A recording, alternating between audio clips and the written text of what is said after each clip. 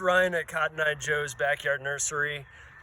Today I want to talk to you about my experience with the Hugelkultur. I've got about as compact a clay as you could possibly ask for. This time of year as we get droughts, it's July now, so we'll get little periods of dry weather with the heat, and it starts creating cracks in the ground. There's areas like in my garden area here where it's basically I'm looking at just clovers and dandelions is all that'll grow naturally.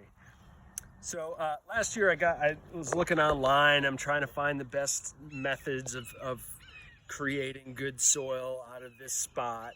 And one of the most popular things around right now is it's called a Hugelkultur.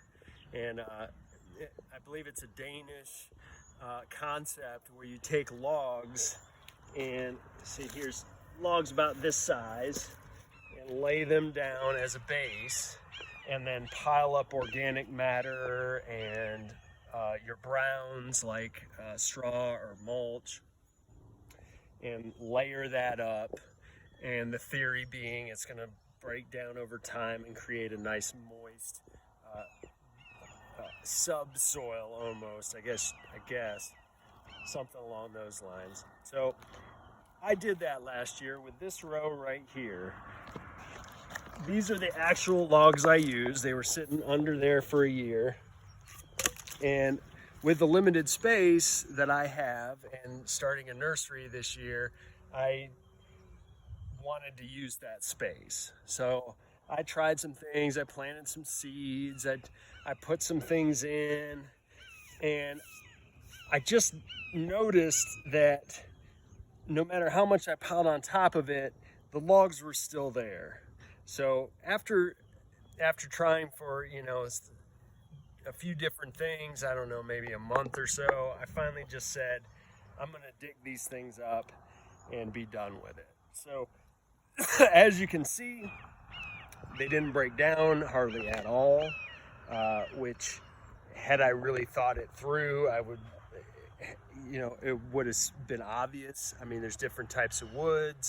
Some woods last 80 years in the ground. We use them as fence posts, So there's all sorts of types. I mean, maybe pine if you give it 3 years. I mean, who knows? I'm no expert on that. But the point being, for me, it's an opportunity cost situation. So you've got an area that you're trying to amend so that you can use as garden beds.